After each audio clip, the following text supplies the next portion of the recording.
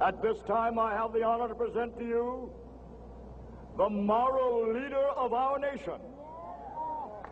I have the pleasure to present to you Dr. Martin Luther King, Jr.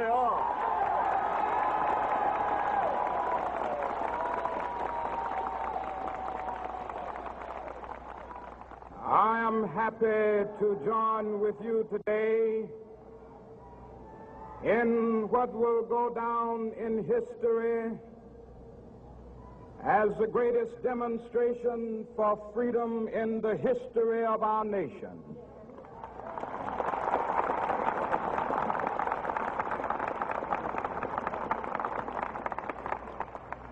Five score years ago,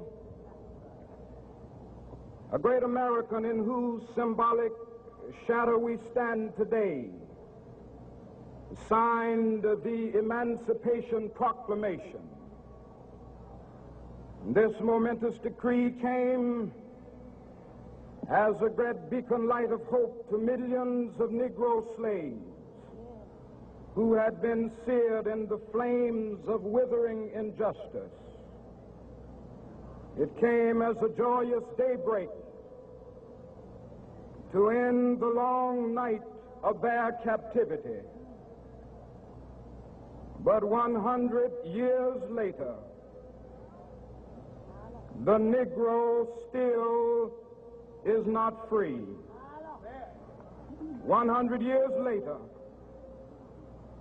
the life of the Negro is still sadly crippled by the manacles of segregation and the chains of discrimination. 100 years later, the Negro lives on a lonely island of poverty in the midst of a vast ocean of material prosperity. 100 years later, the Negro is still languished in the corners of American society and finds himself in exile in his own land. And so we've come here today to dramatize a shameful condition. In a sense, we've come to our nation's capital to cash a check. When the architects of our republic wrote the magnificent words of the Constitution and the Declaration of Independence, they were signing a promissory note to which every American was to fall heir. This note was a promise that all men, yes, black men as well as white men, would be guaranteed the unalienable rights of life, liberty, and the pursuit of happiness. It is obvious today that America has defaulted on this promissory note insofar as her citizens of color are concerned.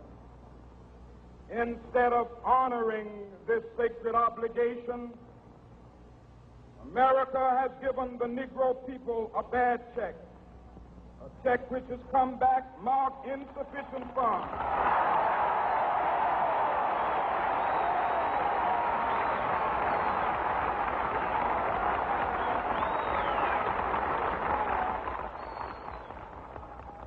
But we refuse to believe that the Bank of Justice is bankrupt. We refuse to believe that there are insufficient funds in the great vaults of opportunity of this nation. So we've come to cash this check, a check that will give us upon demand the riches of freedom and the security of justice.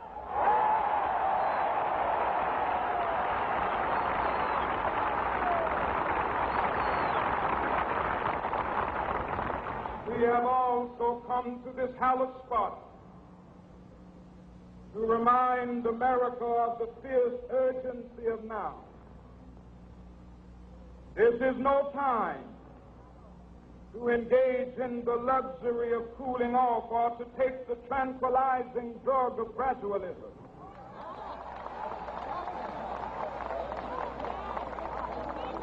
Now is the time to make real the promises of democracy. Now is the time to rise from the dark and desolate valley of segregation to the sunlit path of racial justice. Now is the time to lift our nation from the quicksands of racial injustice to the solid rock of brotherhood. Now is the time to make justice a reality for all of God's children. It would be fatal for the nation to overlook the urgency of the moment. This sweltering summit of the Negro's legitimate discontent will not pass until that is an invigorating autumn of freedom and equality. 1963 is not an end, but a beginning. Those who hope that the Negro needed to blow off steam and will now be content will have a rude awakening if the nation returns to business as usual.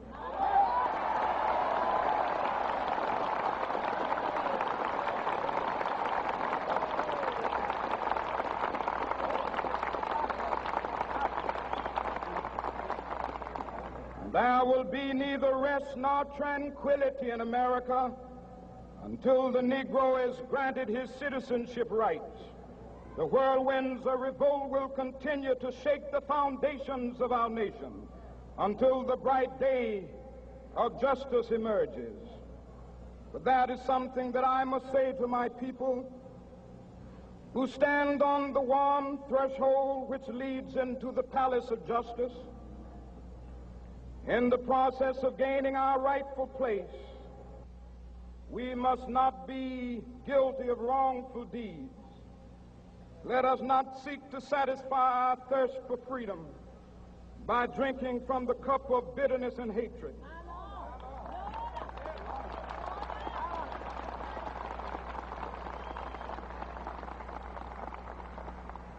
We must forever conduct our struggle on the high plane of dignity and discipline. We must not allow our creative protests to degenerate into physical violence. Again and again, we must rise to the majestic heights of meeting physical force with soul force. The marvelous new militancy which has engulfed the Negro community must not lead us to a distrust of all white people. For many of our white brothers, as evidenced by their presence here today, have come to realize that their destiny is tied up with our destiny.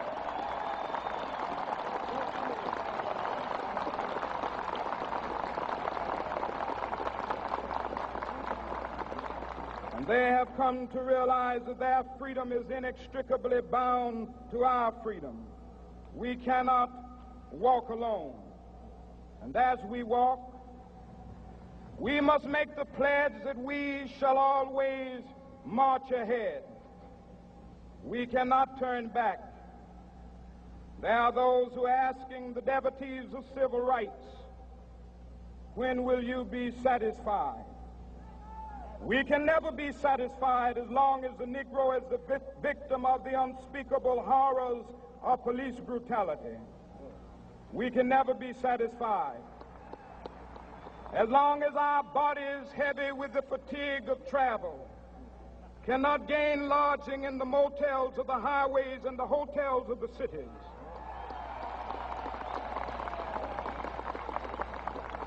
We cannot be satisfied as long as the Negro's basic mobility is from a smaller ghetto to a larger one.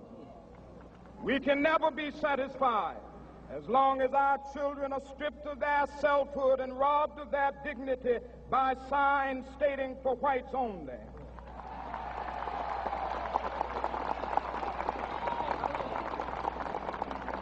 We cannot be satisfied as long as a Negro in Mississippi cannot vote and a Negro in New York believes he has nothing for which to vote.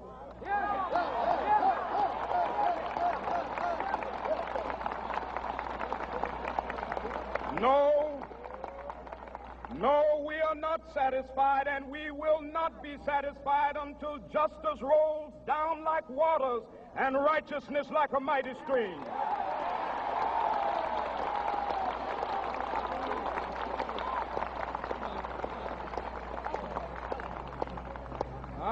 not unmindful that some of you have come here out of great trials and tribulations. Some of you have come fresh from narrow jail cells.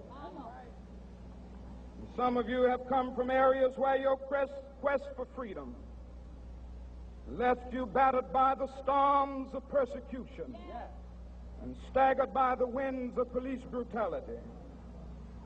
You have been the veterans of creative suffering. Continue to work with the faith that unearned suffering is redemptive. Go back to Mississippi. Go back to Alabama. Go back to South Carolina. Go back to Georgia. Go back to Louisiana. Go back to the slums and ghettos of our northern cities. Knowing that somehow this situation can and will be changed. Let us not wallow in the valley of despair. I say to you today, my friend,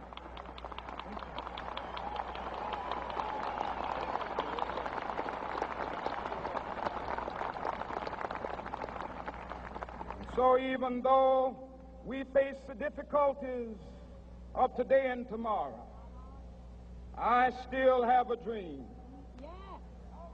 It is a dream deeply rooted in the American dream. I have a dream that one day this nation will rise up and live out the true meaning of its creed. We hold these truths to be self-evident, that all men are created equal.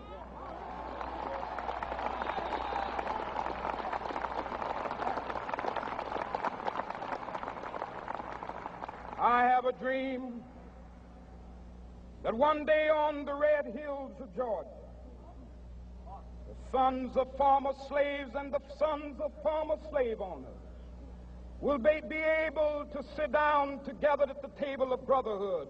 I have a dream that one day, even the state of Mississippi, a state sweltering with the heat of injustice, sweltering with the heat of oppression, will be transformed into an oasis of freedom and justice. I have a dream that my 4 little children will one day live in a nation where they will not be judged by the color of their skin, but by the content of their character. I have a dream today.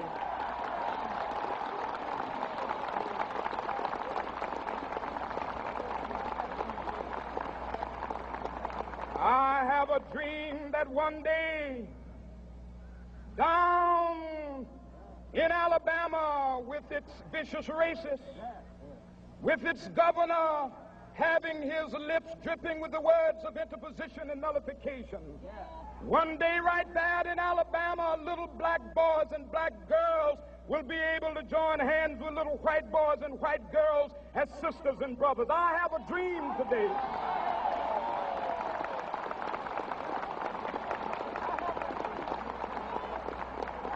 I have a dream that one day every valley shall be exalted, and every hill and mountain shall be made low. The rough places will be made plain, and the crooked places will be made straight, and the glory of the Lord shall be revealed, and all flesh shall see it together. This is our hope. This is a faith that I go back to the South with. With this faith, we will be able to hew out of the mountain of despair a stone of hope. With this faith, we will be able to transform the jangling discords of our nation into a beautiful symphony of brotherhood. With this faith, we will be able to work together, to pray together, to struggle together, to go to jail together, to stand up for freedom together, knowing that we will be free one day. This will be the day. This will be the day when all of God's children will be able to sing with new meaning, "My country, 'tis of thee. Sweet land of liberty, of thee I sing. Land where my fathers died, land of the pilgrim's pride. From every mountainside, Let freedom ring, and if America is to be a great nation, this must become true. And so let freedom ring from the prodigious hilltops of New Hampshire. Let freedom ring from the mighty mountains of New York. Let freedom ring from the heightening Alleghenies of Pennsylvania. Let freedom ring from the snow-capped Rockies of Colorado. Let freedom ring from the curvaceous slopes of California. But not only that, let freedom ring from Stone Mountain of Georgia. Let freedom ring from Lookout Mountain of Tennessee. Let freedom ring from every hill and molehill of Mississippi, from every mountainside. Let freedom ring, and when this happens, and when we allow freedom ring, when we let it ring from every village and every hamlet, from every state and every city, we will be able to speed up that day when all of God's children, black men and white men, Jews and Gentiles, Protestants and Catholics, will be able to join hands and sing in the words of the old Negro spiritual, free at last, thank God Almighty, we are free at last.